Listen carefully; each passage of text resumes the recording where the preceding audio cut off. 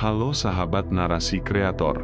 Bayangkan, seorang gadis muda berusia 24 tahun, dinikahkan dengan seorang kakek berusia 74 tahun. Bukan karena harta, tapi karena janji dan takdir yang tak bisa ditolak. Namun siapa sangka, di balik pernikahan itu tersembunyi rahasia masa lalu yang kelam, liontin misterius, dan cinta yang justru tumbuh di antara dua jiwa yang saling menyembuhkan. Apa yang sebenarnya terjadi di malam pertama mereka?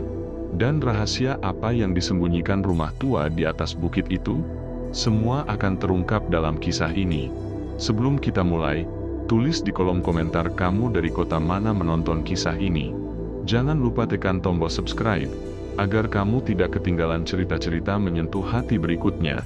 Untuk kamu yang sudah subscribe, semoga Allah membalas dengan rezeki yang luas, umur yang berkah, dan hati yang selalu dijaga dalam ketenangan dan cinta. Selamat menyimak kisah nyata penuh hikmah ini. Kisah nyata trending. Malam pertama gadis 24 tahun yang dinikahi kakek 74 tahun.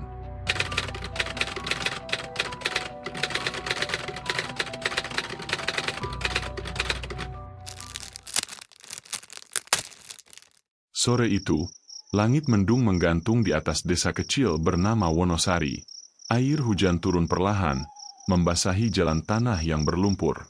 Di rumah kayu sederhana di ujung desa, seorang gadis bernama Maya duduk termenung di tepi jendela. Tatapannya kosong, memandangi halaman yang basah. Di tangannya, tergenggam selembar kertas tagihan hutang yang sudah menumpuk.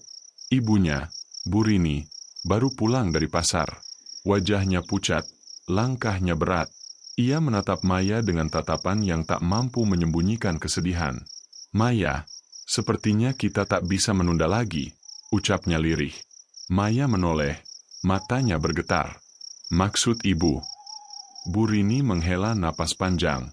"Utang ayahmu, bunga pinjamannya terus berjalan. Mereka datang lagi tadi pagi. Kalau minggu depan belum bisa dibayar, rumah ini akan disita." Maya terdiam. Suara hujan terdengar semakin deras di luar. Ia menatap foto ayahnya di dinding. Lelaki yang dulu bekerja keras, namun meninggal tiba-tiba karena sakit jantung setahun lalu. Sejak itu, hidup mereka berubah drastis. Semua harta habis untuk biaya pengobatan. Dalam keheningan itu, terdengar suara langkah dari luar. Seorang pria tua datang menuntun payung. Ia mengenakan jas abu-abu dan peci hitam. Di belakangnya, ada seorang sopir yang memayungi. Bu Rini buru-buru menyeka air matanya dan membuka pintu. "Pak Surya, silakan masuk," ucapnya sopan. Pria itu tersenyum lembut. Usianya sudah lanjut, sekitar 70 lebih, tapi matanya tajam dan berwibawa.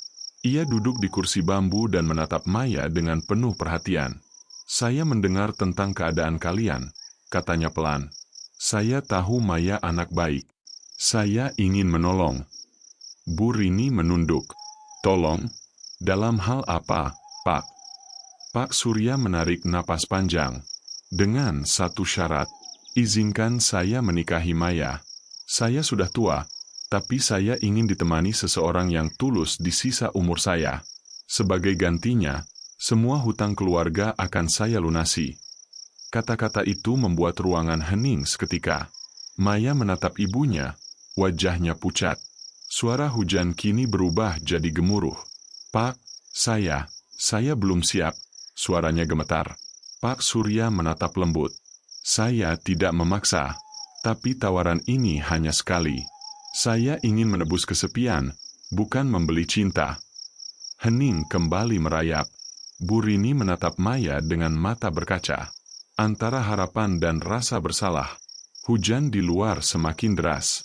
Dan di dalam hati Maya, badai yang jauh lebih besar mulai terbentuk. Malam itu, suara hujan belum juga berhenti. Maya duduk di depan tungku dapur, menatap bara yang tinggal merah samar. Di sudut ruangan, ibunya masih terisak pelan.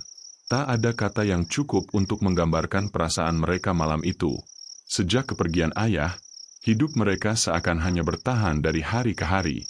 Utang demi utang menjerat, dan setiap kali Maya mencoba mencari pekerjaan, selalu tak bertahan lama.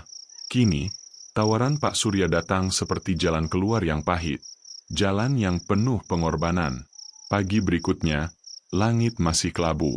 Maya memandangi sawah yang tergenang air dari jendela kamar. Ia memejamkan mata, berdoa dalam hati. Ya Allah, tunjukkanlah jalan yang terbaik. Aku takut salah melangkah. Suara langkah ibunya terdengar mendekat. Nah, Pak Surya datang lagi. Maya berbalik, jantungnya berdetak cepat. Ia tahu, hari ini bukan sekadar kunjungan biasa. Hari ini, lamaran itu akan dibicarakan secara resmi. Di ruang tamu yang sederhana, Pak Surya duduk tenang. Di hadapannya, beberapa tetua desa ikut hadir sebagai saksi. Tak ada tawa, tak ada canda. Hanya keheningan yang menekan dada. Maya, suara Pak Surya terdengar lembut. Aku tahu usiaku jauh di atasku. Aku tidak akan memaksamu melakukan sesuatu yang tak kamu mau. Aku hanya ingin menjalani sisa hidupku dengan seseorang yang menemaniku dengan ketulusan. Maya menunduk. Di dalam hatinya, suara bergema bertarung dengan logika. Antara rasa takut, malu, dan tanggung jawab. Lalu matanya menatap ibunya yang duduk di sebelah, menggenggam ujung kain sarungnya dengan erat, seolah memohon tanpa suara. Hening sesaat. Akhirnya, dengan suara yang hampir tak terdengar, Maya berkata pelan, "Baik, Pak, saya terima." Suara itu pecah di udara, dan seketika suasana berubah hening. Bu Rini menutup wajahnya, menangis tanpa bisa menahan. Pak Surya hanya menunduk, matanya berkaca-kaca, seolah tak percaya gadis semuda itu benar-benar mengucapkannya. Lamaran itu pun diterima. Tak ada pesta besar. Hanya secangkir teh hangat dan doa dari tetangga yang datang menyaksikan. Namun malam itu, Maya tidak bisa tidur. Ia duduk memandangi langit gelap di luar jendela, mendengar sisa hujan menetes di atap.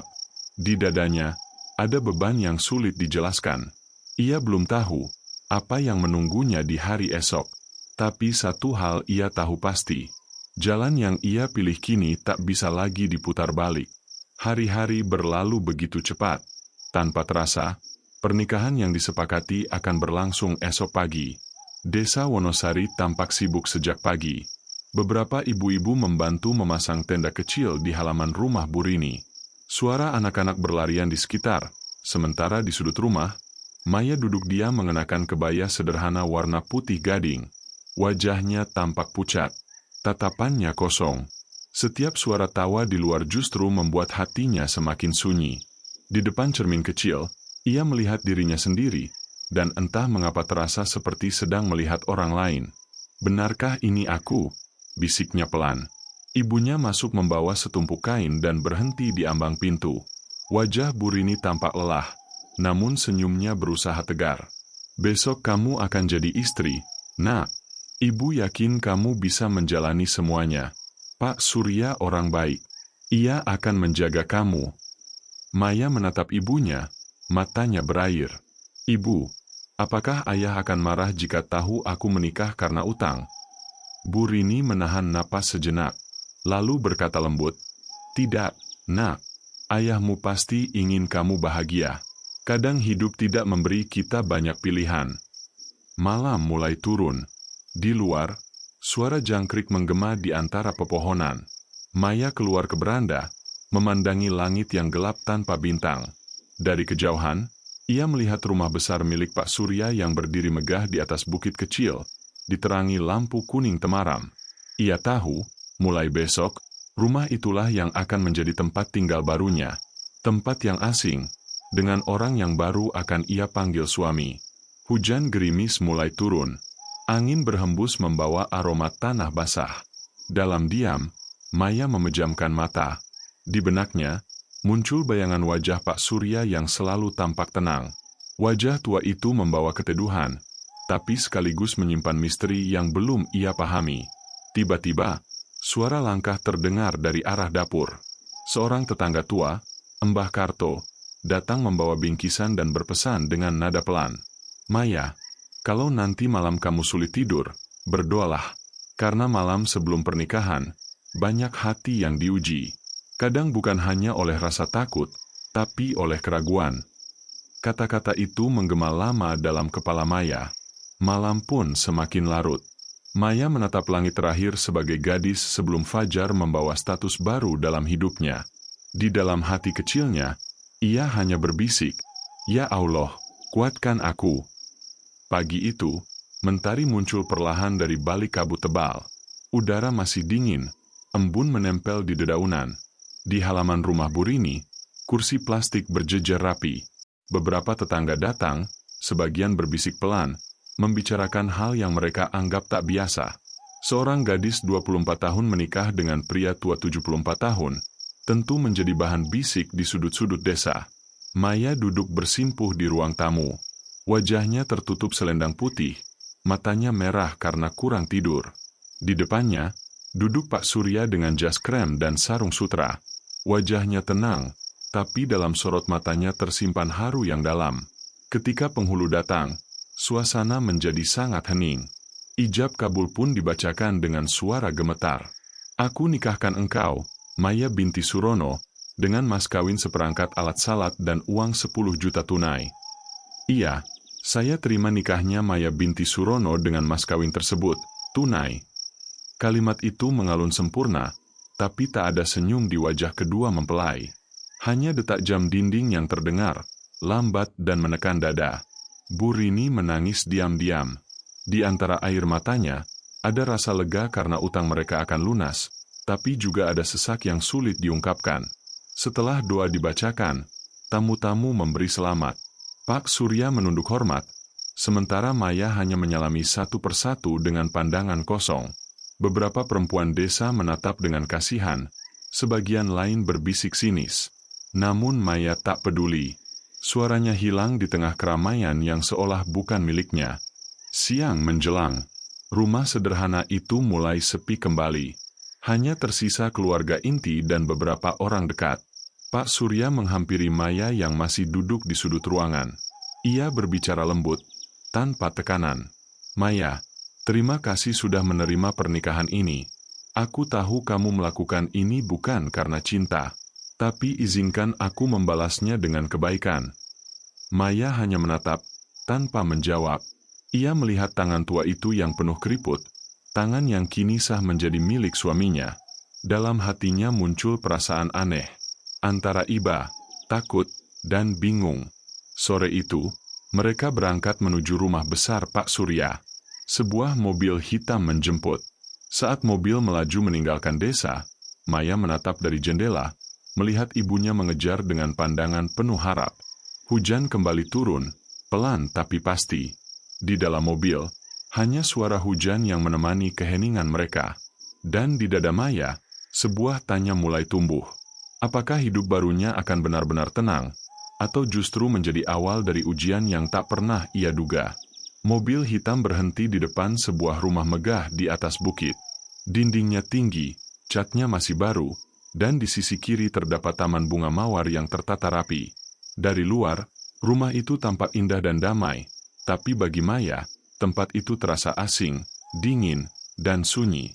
Pak Surya turun lebih dulu, dibantu oleh sopir setianya, Pak Rudi.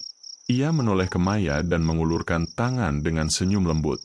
"Mari, Maya, mulai sekarang, ini rumahmu juga." Maya melangkah perlahan melewati gerbang besi hitam. Di teras, seorang perempuan paruh baya menyambut mereka. Namanya Embok Sarti, pengurus rumah yang sudah puluhan tahun bekerja untuk keluarga Pak Surya. Wajahnya ramah, namun tatapannya penuh rasa ingin tahu. "Selamat datang, Nyonya muda," ucapnya pelan. Maya menunduk sopan. Suara "Nyonya" itu terasa janggal di telinganya. Ia tak merasa layak dipanggil begitu. Di dalam rumah, semuanya tampak rapi dan mahal. Lantai marmer putih berkilau, lemari kayu jati besar berdiri di setiap sudut, dan foto-foto lama tergantung di dinding.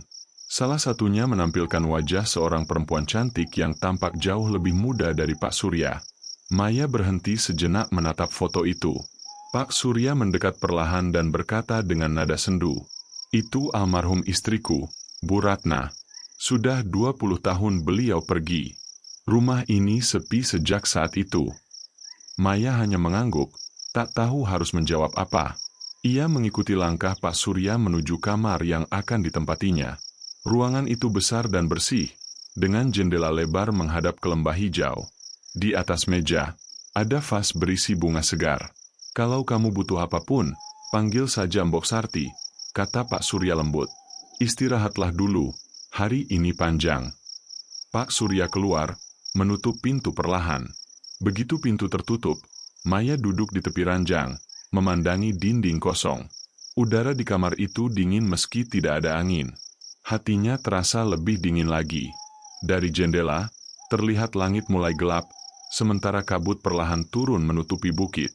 Ia menarik napas panjang, berusaha menenangkan diri. Namun di tengah kesunyian itu, telinganya menangkap suara samar. Seperti langkah kaki seseorang di luar kamar. Pelan, teratur, lalu berhenti tepat di depan pintu. Maya menahan napas. Ia menatap pintu yang masih tertutup rapat. Detik demi detik berlalu, tapi tak ada siapapun yang masuk. Maya bangkit perlahan dan membuka pintu. Koridor di luar kosong. Hanya lampu gantung tua yang bergoyang pelan tertiup angin dari jendela ujung lorong. Ia memandang sekeliling, mencoba menenangkan hati. "Barangkali cuma bayangan pikiranku saja," bisiknya pelan. Tapi ketika ia kembali ke dalam kamar dan menutup pintu, sesuatu membuat darahnya berdesir. Di atas meja rias, di samping vas bunga, kini tergeletak sebuah kalung perak dengan liontin berbentuk mata. Padahal sebelumnya, benda itu tidak ada. Maya mendekati meja rias dengan langkah perlahan. Matanya terpaku pada liontin perak kecil berbentuk mata itu. Permukaannya berkilau samar tertimpa cahaya lampu. Ia menyentuhnya pelan, dingin seperti es. "Dari mana benda ini?" gumamnya lirih. Ia mencoba mengingat. Tadi pagi, sebelum berangkat, meja itu kosong. Tidak ada apapun selain vas bunga dan cermin besar. Pintu kamar terbuka pelan. Mbok Sarti muncul sambil membawa nampan berisi segelas susu hangat. "Ini, Nyonya, minumlah sebelum tidur." Maya tersenyum sopan. "Terima kasih, Mbok. Boleh saya tanya sesuatu?" "Tentu, Nyonya. Apakah Mbok tahu siapa yang menaruh liontin ini di sini?" Mbok Sarti menatap meja rias, lalu wajahnya berubah pucat. Tangannya gemetar halus. "Liontin itu milik almarhum Bu Ratna, milik istri pertama Pak Surya." "Iya, Nyonya. Tapi seingat saya, liontin itu sudah dikubur bersama beliau." Maya terdiam. Suara jam dinding berdetak perlahan, seolah memperpanjang ketegangan yang mulai mengisi kamar. Mbok Sarti buru-buru beristighfar pelan, lalu berkata, "Maaf, Nyonya. Mungkin saya salah lihat. Mari saya simpan saja liontin itu." Namun Maya menahan tangannya. "Biarkan di sini, Mbok. Saya akan menjaganya." Setelah Mbok Sarti pergi, Maya duduk di ranjang sambil menatap liontin itu. Di benaknya muncul bayangan wajah Bu Ratna dalam foto di ruang tamu. Entah mengapa, ia merasa seolah seseorang sedang mengawasinya. Malam itu, saat ia mencoba memejamkan mata, suara samar terdengar di dekat telinganya. Bisikan lembut, namun jelas. "Jangan percaya pada apa yang kamu lihat." Maya terbangun. Ruangan gelap. Liontin di atas meja kini memancarkan cahaya redup seperti napas yang berdenyut pelan. Keesokan paginya, udara rumah besar itu terasa lebih dingin dari biasanya. Matahari bahkan enggan menembus tirai jendela. Maya bangun dengan kepala pusing dan perasaan aneh. Ketika keluar kamar, ia melihat koridor panjang yang menuju ruang tamu. Di ujungnya, sesosok perempuan berpakaian putih berdiri membelakanginya. Rambutnya panjang terurai, seolah menatap foto-foto di dinding. "Mbok Sarti," panggil Maya pelan. Sosok itu tak menjawab. Maya melangkah perlahan, namun ketika ia sampai di ujung koridor, sosok itu lenyap begitu saja. Hanya ada aroma bunga melati yang tertinggal di udara. Pak Surya muncul dari ruang baca, memegang tongkat kayu. "Ada apa, Maya?" "Tidak, Pak. Saya hanya merasa seperti ada orang di sini." Pak Surya tersenyum tenang. "Rumah ini sudah lama sepi. Kadang kesepian membuat imajinasi kita bermain. Jangan takut. Namun di balik senyum itu, Maya sempat melihat gurat sedih di wajah suaminya. Ia bertanya hati-hati, "Pak, apakah Bapak masih sering mengingat almarhumah?" Pak Surya menatap jauh ke arah jendela. "Setiap hari, Nak. 20 tahun tidak cukup untuk melupakan seseorang yang begitu dalam di hati." Suara angin berdesir di luar, menggoyangkan tirai jendela. Maya menunduk, hatinya bergetar. Ia mulai memahami kesepian di balik kelembutan lelaki tua itu. Namun malamnya, suara langkah itu terdengar lagi. Kali ini lebih jelas, berjalan dari ujung lorong menuju kamarnya. Maya menunggu, menahan napas, tapi langkah itu berhenti tepat di depan pintunya. Lalu terdengar suara ketukan lembut 3 kali. Tok, tok, tok. Maya membuka pintu perlahan. Tak ada siapapun di sana. Hanya liontin di meja yang kini bergetar pelan, seolah hidup. Keesokan harinya, Maya mencoba mencari jawaban. Ia masuk ke ruang baca milik Pak Surya ketika suaminya sedang tidur siang. Di sana, deretan buku tua memenuhi rak besar, sebagian sudah berdebu. Ia membuka salah satu laci meja, dan menemukan album foto lama. Halaman pertama menampilkan foto pernikahan Pak Surya dan Bu Ratna. Mereka tampak bahagia. Tapi di halaman berikutnya, Maya menemukan foto Bu Ratna dengan seorang pria muda yang bukan suaminya. Wajah Maya menegang. Pria itu tampak akrab, bahkan dalam salah satu foto Bu Ratna memegang tangannya erat. Di bawah foto tertulis tulisan tangan halus, "Untuk masa depan yang tak pernah datang." Maya terkejut mendengar suara di belakangnya. "Sedang apa, Nak?" Pak Surya berdiri di ambang pintu. Wajahnya datar, tapi matanya penuh tekanan. Saya hanya ingin membaca, Pak," jawab Maya gugup. Pak Surya melangkah pelan, menutup album itu, lalu berkata tenang, "Ada hal-hal yang sebaiknya tidak dibuka, Maya. Masa lalu kadang lebih berbahaya daripada masa depan." Suasana menjadi hening. Pak Surya meninggalkan ruangan tanpa menoleh lagi. Maya menggenggam ujung bajunya, jantungnya berdetak cepat. Dalam hati, ia tahu, rumah besar di atas bukit ini menyimpan rahasia yang lebih dalam dari sekadar kesepian. Malam itu adalah malam pertama mereka sebagai suami istri. Maya duduk di tepi ranjang dengan gugup, menatap lantai. Pak Surya masuk perlahan, membawa seikat bunga mawar putih. Ia duduk di kursi dekat jendela, bukan di samping Maya. "Saya tahu kamu takut," katanya pelan. "Malam ini, kamu tidak perlu takut padaku. Aku tak akan menyentuhmu sebelum kamu mengizinkan." Maya menatapnya heran. "Kenapa Bapak begitu baik?" Pak Surya tersenyum lembut. "Karena cinta yang sejati bukan soal memiliki, tapi melindungi." Maya menunduk. Air matanya jatuh tanpa ia sadari. Lelaki tua itu berdiri, menatapnya dengan kasih, lalu meninggalkan kamar tanpa sepatah kata. Namun ketika Maya mematikan lampu dan berbaring, ia mendengar suara tangisan lembut di dekat meja rias. Liontin itu kembali bersinar. Di cermin, tampak bayangan perempuan muda menangis sambil memegang dada. Maya menatap dengan mata melebar. Bayangan itu menatap balik dan berbisik, "Jangan biarkan dia sendirian seperti aku." Keesokan paginya, Maya membuka laci meja rias dan menemukan sepucuk surat berwarna kuning tua. Di ujung kertas tertulis tanggal 20 tahun lalu. Tulisan tangan halus itu berbunyi, "Jika suatu hari aku tiada, tolong maafkan aku. Aku tidak kuat menanggung rasa bersalah. Cinta yang kuinginkan ternyata bukan milikku. Tapi aku tahu, Surya akan menemukan seseorang yang bisa menyembuhkannya. Jangan benci dia." Tanda tangan di bawah surat itu tertulis nama Ratna. Maya menatap surat itu lama sekali. Hatinya bergetar. Mungkin roh Bu Ratna tidak marah, tapi justru ingin damai. Namun mengapa liontin itu kembali muncul?